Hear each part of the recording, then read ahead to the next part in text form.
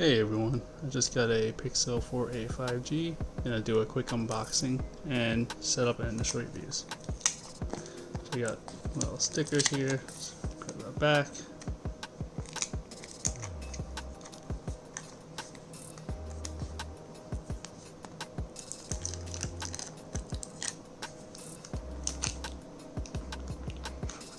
Alright. First thing, we got the phone. Matte black, fingerprint reader, two cameras here, you got headphone jack, SIM card tray. On the bottom you got two speakers and USB-C. On the side you got a white power button, and it's hard to see but you got volume rockers here. Got this through T-Mobile, so I got a SIM card. Just that side, got some paperwork in here. So let's open this guy up.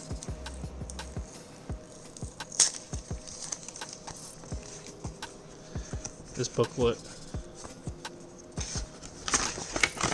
It's a quick startup guide.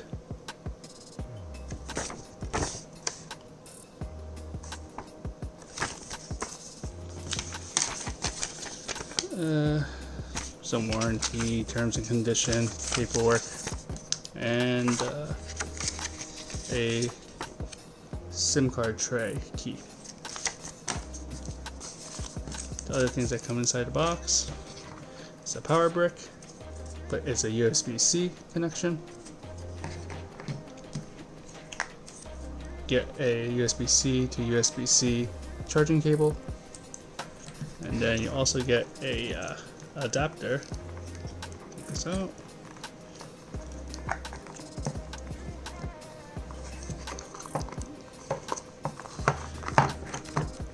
Okay. Looks like it's USB-A to USB-C. So, going back to the phone. Let's peel this baby back. So this phone retails for $500, and it is 5G capable. So I like that white button, gives a little contrast. Turn it on, see what it looks like.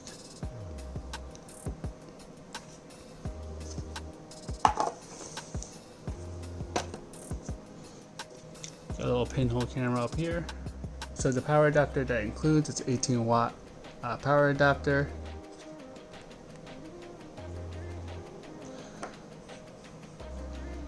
Alright, so I'm going to start this up. Text is a little, the font initially is pretty small, but you can definitely change that.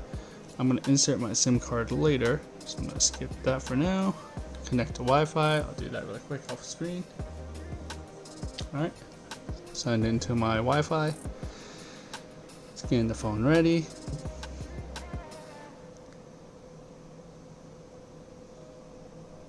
Already comes with approximately 4/5, 80% maybe of the battery charged. So it doesn't exclusively say on Google's website, but I did chat with one of the representative, and they did assure me that this phone, as well as the Google Pixel 5, will include unlimited high quality photo and video storage to Google Photos, which is a huge perk considering next year, summer of 2021, Google will restrict that and have any photos and videos uploaded to Google Photos count towards the 15 gigabyte free storage or part of your Google One Drive account. So I went ahead and finished setting up the phone, and we're going to start using the phone now and give its initial review.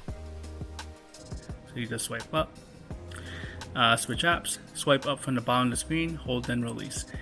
So very similar to the iPhone lineup. So if you're coming from the iPhone, one of the newer ones without the button, it's very similar. Go back to the last screen, swipe towards the middle from the left or right edge. So swipe towards the middle from the left or right edge. So ask your Google Assistant, swipe up from either the bottom corner of your screen. You can start talking when the assistant glows. Okay. So unfortunately, it does not have the squeeze to assistant, but that's alright. And it's all set. So now I'm ready to use my phone. I can turn off gesture navigation, use buttons to go back and home in the settings. Swipe up to get started. There we go. This is my current wallpaper actually for my my other phone. So I did get that. So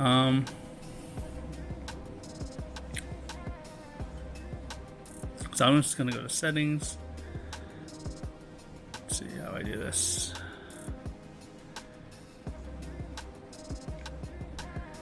Let's look at the gestures.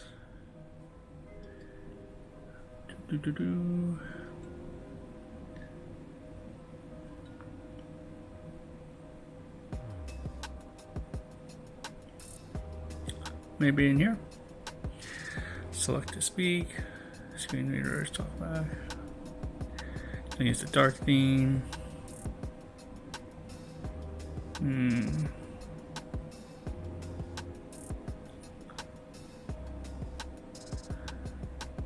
Vibration and haptics. Yeah, whatever.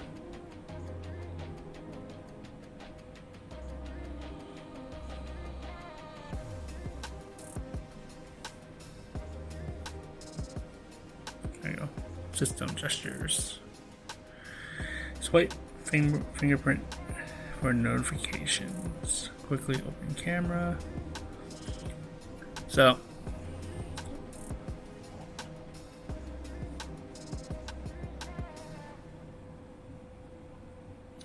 right when you start, at the very top, it says, "Welcome to your new Pixel 4a 5G, I presume." Tap for tips. So we tap that. See what it brings up.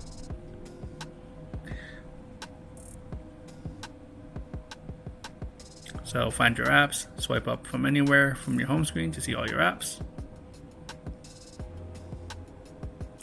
Add apps to home screen.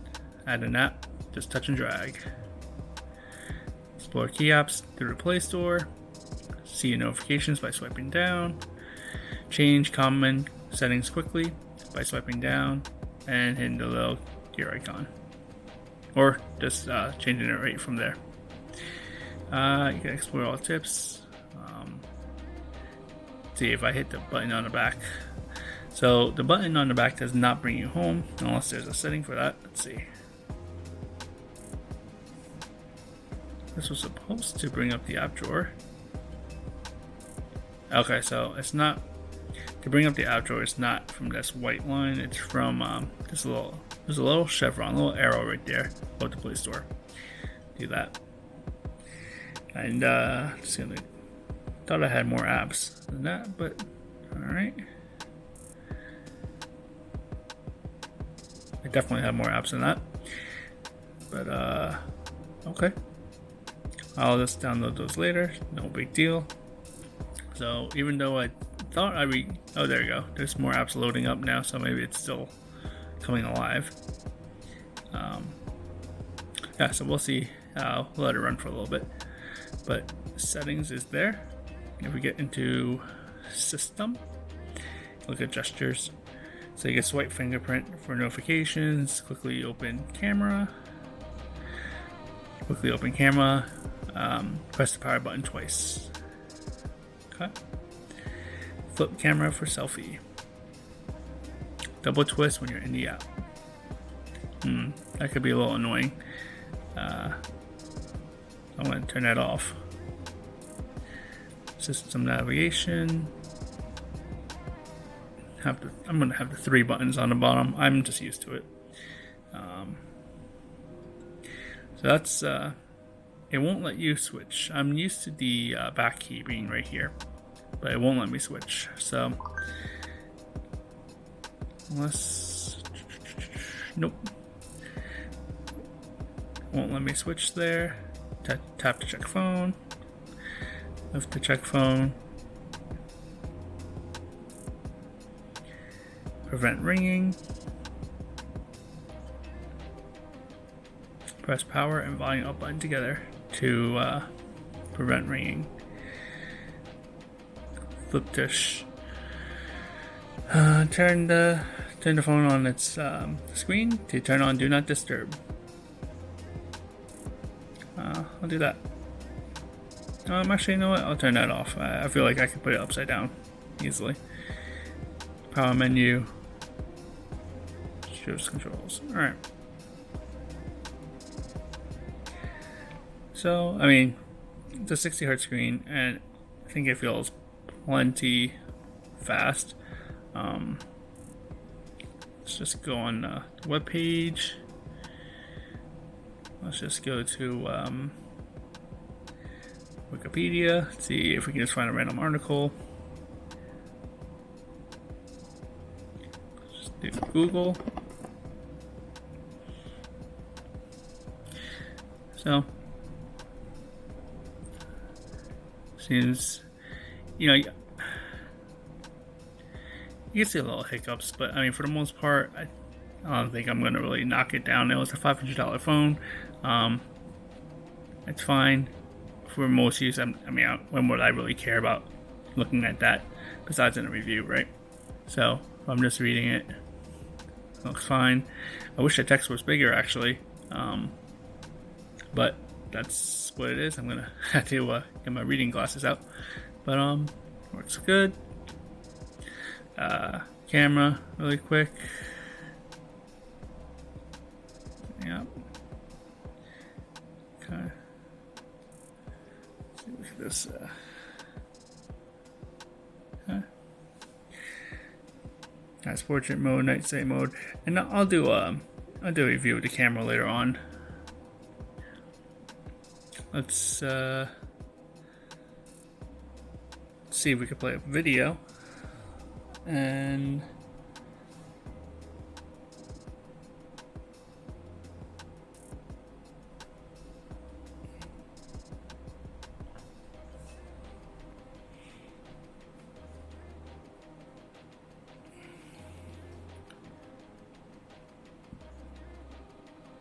alright. See how loud this thing can get. So I'm viewing full screen, got it. Volume rockers on the top here. It's the max. See if I can pinch to zoom. You can zoom to fill. Yep.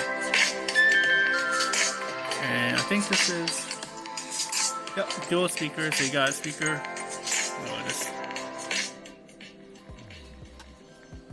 So yeah, you got dual speakers here. You got a speaker here for when you're on the phone that is playing back, as well as the two speakers on the side.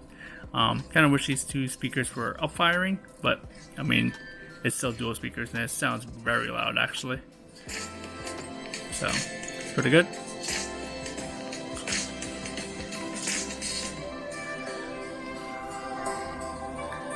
All right, close that out. So yeah, that's just my initial impressions. I'll play around with it a little bit more, and I'll let you guys know what I think. But one other thing to note. So let me see if if I lock the screen with the power button, got always on. So let's see if you guys can see that. It's always on. Let's see if the now playing works. If I play some music here.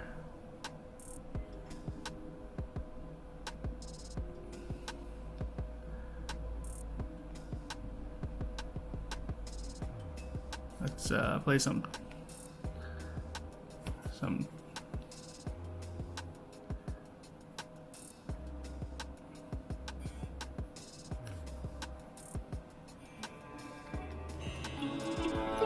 So clear, this is Canon D. Let's see if it'll pick it up.